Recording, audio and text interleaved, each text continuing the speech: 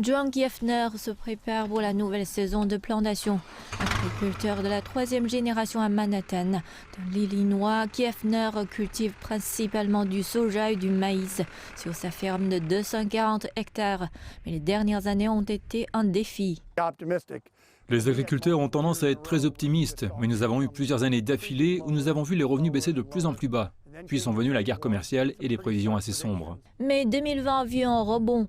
Malgré les pressions de la pandémie de Covid-19, les prix des matières premières agricoles grimpent et l'une des principales raisons, ce sont des volumes records d'exportation vers la Chine. L'année dernière, la Chine a acheté plus de 55 millions de tonnes de produits agricoles américains, soit environ un quart de toutes les expéditions agricoles. Cet achat fait suite à l'accord commercial de phase 1 de l'année dernière entre Beijing et Washington, comprend l'engagement de la Chine d'acheter environ 80 milliards de dollars de produits agricoles sur 2 ans. Leurs achats ont été très significatifs et très importants sur plusieurs fronts.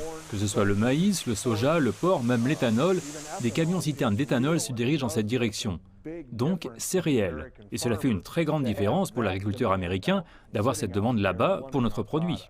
Bien que le commerce ait été gravement perturbé en raison de l'impact de la pandémie de Covid-19, la Chine a été à nouveau la première partenaire commerciale des États-Unis en 2020. Kiefner était parmi ceux qui ont vendu au moment de la récolte.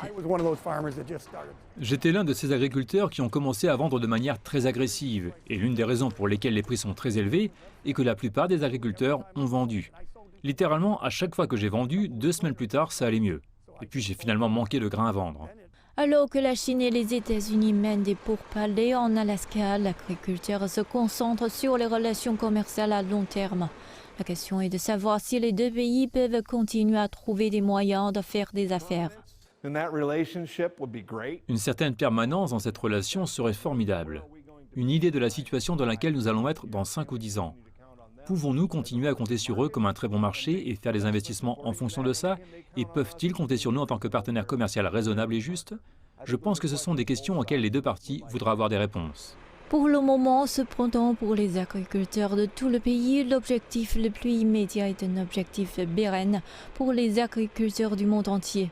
Faire pousser une récolte à vendre et espérer que le marché restera dynamique au moment de la récolte.